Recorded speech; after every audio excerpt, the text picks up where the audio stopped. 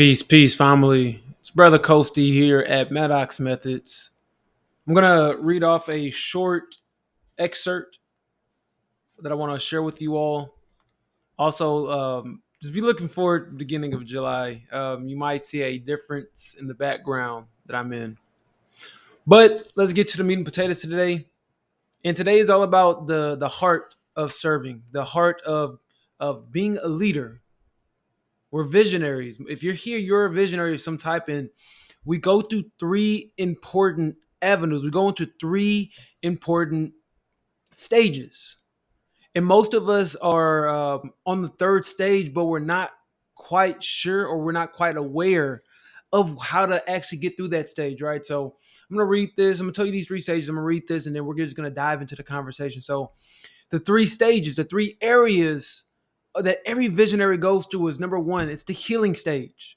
It's the healing stage. I wrote it over here because my mind's always racing, right? So actually the first stage is the dreaming stage. We're dreamers first and foremost. And we've probably had this mind for dreaming since we were young. We see things in a completely different light, in a completely different way. And the first struggle that we go through is often actually trusting these visions, trusting the imagination. Because most people, most of our environment, our society, our friends, our family tend to discredit us. We are too idealistic or it's impossible. And when you hear that over and over and over again, you don't get the validation, you don't get the support, it dampers you and it starts to kill the dreamer inside of you. To not have people that actually support your vision in your dreams for life can be extremely disheartening. And we're often not taught how to become resilient with our dreams. We're often taught not how to overcome those things, those rejections, because we are typically trailblazers. That's part of being a dreamer. You're a trailblazer. You see things in a completely different light. You are the first person to see it in this way, or you're the first person to express a new way of being and seeing things. And oftentimes this makes us the black sheep. Oftentimes it separates us from other people. And part of being a human or having a human experience is we want to be accepted. There's nothing wrong with that. Everybody wants to be accepted. Everybody does. That's the first stage we go through, this phase of dreaming. And I'm going to go through these stages, and I'm going to kind of walk us through what happens as we progress, and if we choose to actually go on our hero's journey. The second stage that we go through is our healing stage, right? Typically, as dreamers and altruistic people, and altruism is really just this I won't say a desire, but this inclination to serve people. You want to be there for people. You want to be in other people's corner. Some people say you're an empath. You don't have to be an empath to be altruistic. Sometimes we just want to help people. We just really like helping people. We love helping people. And oftentimes it's because we have some healing that we need to do and we have to go through. See, not only does our dreamer get attacked in our childhood, but also the inner child gets attacked. And they can be one and the same, but they can be different. And sometimes you get attacked not because you dream big, but just because you have a light that people are drawn to and can be jealous of. So that's part of it, as you're developing and you're going through things, and maybe you're trying to bring something in life, or you're trying to start something new, and you find that you just aren't as successful as you believe yourself to be. Maybe you go through self-sabotage. Maybe you go through procrastination. Maybe you go through analysis paralysis. Maybe you feel fearful. You don't want to do it. You have perfectionist tendencies. That's part of the healing stage of visionaries, because we have to heal what's going on inside. Remember, what the lens that our inside is colored in paints the outside experiences of the world. And so if we are feeling less than on the inside, we're going to probably find situations where we self-sabotage in the outer world. Okay? It's very important to recognize this. In the third stage, the third stage that we go through, and this is where most people get stuck or they never begin because they don't finish healing and they don't finish repairing the dreamer, is the builder stage. And this is typically where we begin to trust ourselves again, and we've healed ourselves again, But there's something missing. We need a guide, and this is just true for everybody. Nobody's done anything alone, so we need a guide for this third stage, and this goes into the building stage.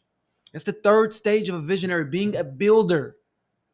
Because ultimately we dream not for ourselves, but because we see something greater for the world around us. And that's the beauty of it.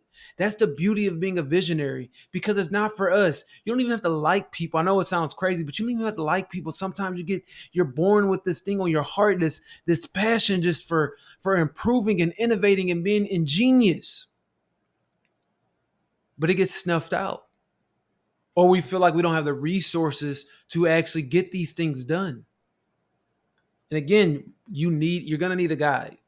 You're going to need a guide. You're going to need a coach.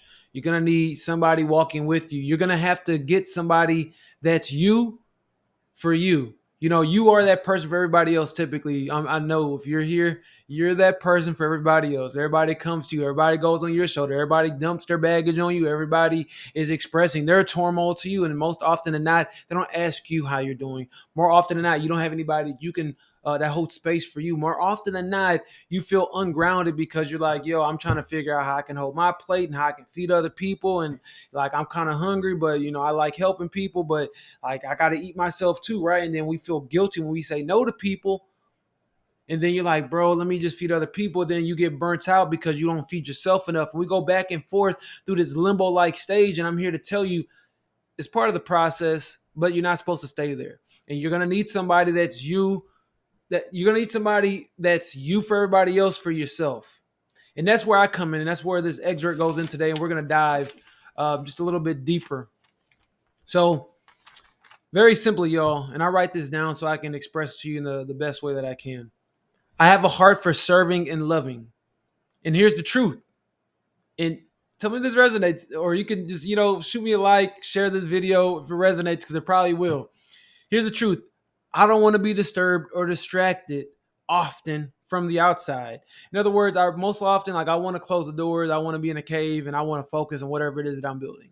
But it is the nature of who I am in this existence that I'm going to be distracted. I'm going to be disturbed often. And it is what it is, right? So look, I love people, but I'd rather spend most of my time involved in the present moment, building or practicing my crafts. So what does this mean for you? And I'm sure you resonate with it. You don't want to be like you love being there for people. Don't get it wrong. Like, I love being there for people, but leave me alone. Sometimes I want to focus on myself. Don't feel guilty for feeling that way, because I used to feel I don't feel guilty no more. I'll let you know. And this is one reason why I supercharge my coaching. This is one reason why I don't like to take on too many people. And it's one reason why I like to do one-on-ones, because I like to dive deep within you so I can give you the power. I can give you the tools that you need, the resources, so that you can feel built up and eventually you can continue walking your road by yourself. Look, and I'm not saying I'm going to abandon you, because I'm not going to abandon you, but I want you to have the tools and the resources. So instead of coming to me and saying, Brother 𝐁𝐫𝐨𝐭𝐡𝐞𝐫, what do I do? It's more like, Brother 𝐁𝐫𝐴𝐭𝐡𝐞𝐫, what are your thoughts on this plan of action? Two different conversations that I want to equip you and empower you enough for that to be the new dialogue, instead of me having to hold your hand indefinitely. And I will hold your hand at the beginning. Don't get it twisted. I want to do that for you, but it's just like, teaching somebody how to ride a bike. You get the trainer wheels at first, and you walk, and you're with them, and you're holding their back, and then we take the trainer wheels off, and you're still with them, and you hold their back a little bit so they can maintain their balance, and then eventually let them go on their own. And just like when you let them go on their own, they look back and they're telling you, hey, check this out. Look what I'm doing now. I want to be able to root you on, and I want you to report back to me what you're doing instead of what you need to be doing. And don't worry, when you work with me, we'll go down that route together. I'm going to finish reading this for you, but I just want to share with you, if you're going through that dilemma, that kind of plight, because I went through it for quite some time until I realized my purpose, or my passion rather, which is coaching and mentoring. I love pouring into people. I just don't want to do it all the time. I'll do it a lot of the time. I don't want to do it all the time. I have to have focus, and I have to have the time for myself, and you should do the same. You need to do the same, and I'm going to teach you that along the course of our journey together. But let me keep going. So what does this mean for you? It means I take my work seriously. I cannot stay in the present moment if I do not empower you to hold space for yourself.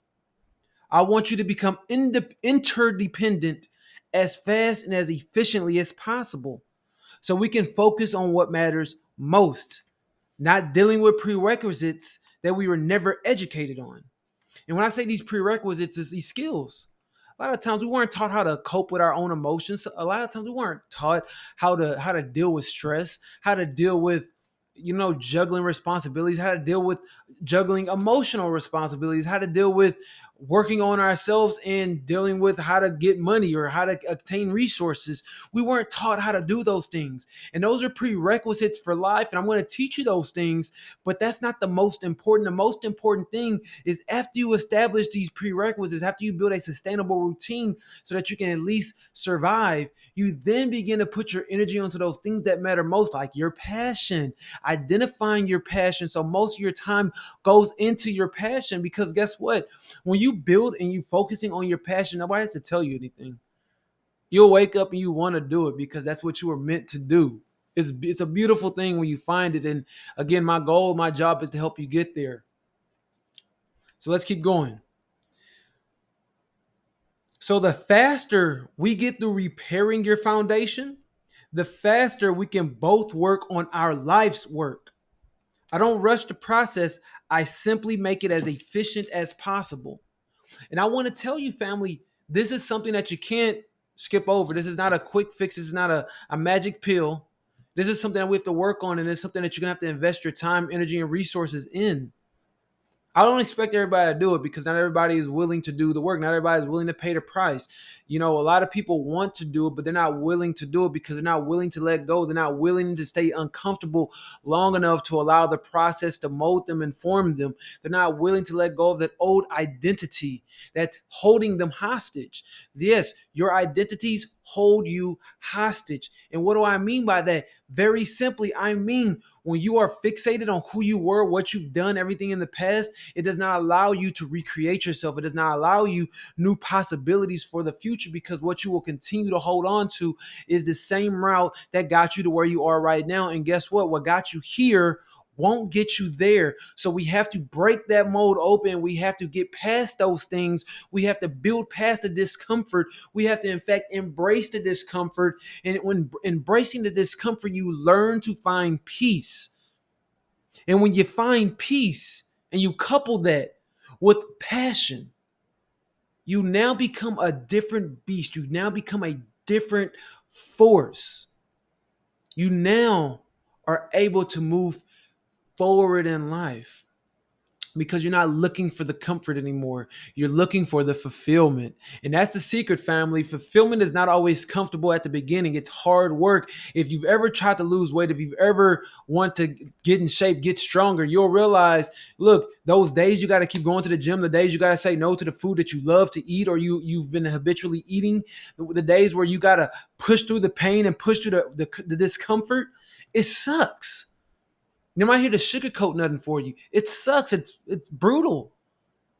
But the day when you notice your growth, the days that you notice you're getting better, the days where you can be cognizant of like, you know what?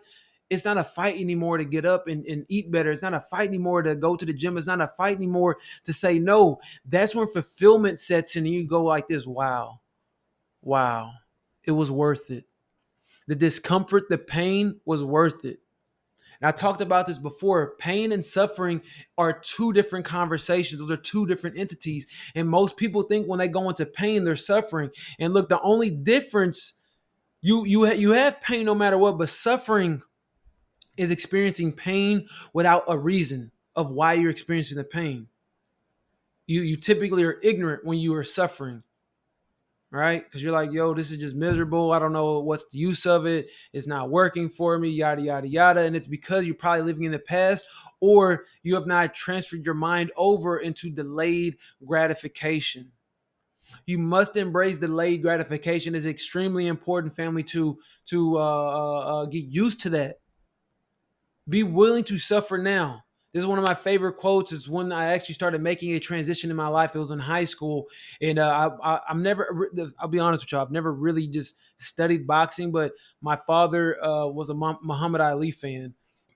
And so as I started getting working out, I would watch like certain biographies or videos of some of the greats, some of the greatest athletes. And for me, Muhammad Ali is a great athlete. And one of his quotes I used to hold in my mind when I was in high school, and I was trying to gain weight. I was getting bigger, and I'm let y'all know right now I'm skinny. Right, I'm skinny right now. I'm pushing about 180. I was over 200 pounds in seventh grade. In high school, I was pushing around 220, 240. So this is rather small for me. So I was always trying to get stronger in high school, and I was big on pushing myself. I love to be mentally tough. And so one of the quotes from Muhammad that I always held on to was, I hated every moment of training, but I told myself, suffer now and live the rest of your life as a champion. And I want to just bring that to the conversation today. It's not about suffering per se, but it's about embracing the pain, sitting in the pain. And you can call it suffering. It doesn't really matter what you call it. But when you suffer on purpose, to me, it's no longer suffering. It's just a price that you have to pay to get to where you want to go. And I promise you, you always have to pay a price. You always have to pay a price. And you can pay a bigger price. It doesn't always mean you're going to get a bigger result, because sometimes you pay a bigger price because you're being hard-headed. Like, for instance, if an elder or somebody wise is telling you some of the things that you can do, and you say, I'm going to do it my own way, I'm going to figure it out myself. Well, you're paying a bigger price, because not only are you going to eventually figure out that they were telling you the shortcut, but you've also wasted time. And time is something that you cannot get back. You've also expounded energy that you cannot get back. You've taken the scenic route, and you didn't experience any beauty. It just took you longer to get to where you could have went, or you were going to go anyway. So I say all that to just say this, family. Get used to delayed gratification. Get used to doing the work and fall in love with the work. Don't focus so much on the outcomes. And I promise you, when you work with me, we won't be so dictated on the outcomes. We're going to identify what we want to have as the outcome, but more important than the outcome is the process. Because the law of the universe, right? And this is one of the simple laws. What you have today is because of what you did yesterday. The tree that you see before you is not because you watered it today. It's because somebody planted it and they watered it for years before you got here. And it's the same thing with the effort that you put in to get the life that you have right now. And if you don't realize this, most likely when you were a child, what did you say all the time? I can't wait to grow up. And now you've grown up, and now you forgot why you actually wanted to be here. And that's why so many people are like, I want to be a child again. If only I didn't have all these responsibilities. No, you asked for this, and you put in the work to get here. You just forgot. You've been fixated on a set identity, and that's why you may feel like your life is not progressing. And again, when you work with me, we're going to work on where you actually want to go and develop a concrete game plan. I'm going to help you craft out your vision. I'm going to help you build out a strategy. I'm going to help you identify the skill set that you might need to acquire, or that you might need to build on. I'm going to help you correct your mindset so that you get rid of those limiting beliefs and you learn how to prioritize. I don't believe in procrastination. Nobody procrastinates. You just don't prioritize what's most important to you, and therefore you wait to the last minute because it's the last thing on your to-do list. And I also work on your energy management so you can learn how to manage your energy in the most appropriate ways, so that you're doing things that bring you life and you're not wasting energy on things that drain you, right? So that's today, family. I just wanted to tell you a little bit about what I do and why I'm so passionate about what I want to do, because I love studying. I love meditating. I love energy cultivation. I love mastering my body. And it's been a long road with my body, family. I'm just going to open up to you all a little bit. I was an impotent diabetic at first, at one point in my life. I also have a divorce. I've also been divorced, right? That's the better word. That's the better way to put that. I lost my father my junior year of college. I quit my accounting job. I've done things because it wasn't in alignment with me, and it wasn't always comfortable. I've had to take a lot of losses for myself personally, and I had to choose to take the road less traveled. I had to choose to give up those things because I had to say, look, I can be comforted, unsatisfied, and unfulfilled, or I can be uncomfortable and I can go and pursue my dreams. I can pursue my goals. And I'm going to let you know right now, family, most people won't give up the comfort. They want to stay comfortable. They want to be comfortable more than they want to be fulfilled. If you're one of those people, watch the videos, take what you need. Don't contact me though, because I don't want to work with you if you want to be comfortable. We have to get uncomfortable. We have to move out of the comfort zone. If you're one of those people who like challenges, if you're one of the people who want to build something great for themselves, if you want to build something great for the world, if you want to construct this idea that you have in your head because you can see it, I want you to contact me. I want you to reach out. The first thing you need to do is go to maddoxmethods.com. It's in the link in these bios and all these descriptions. You'll see it below. And the second thing is, you can either, go directly to experiencing deep and intimate coaching. But what might help you, if you're not quite sure, if you don't necessarily have a vision yet, but there's something special inside of you, take the life satisfaction assessment. And I'm going to tell you, everybody has something special. It's just a matter of if you can recognize it and if you can see it.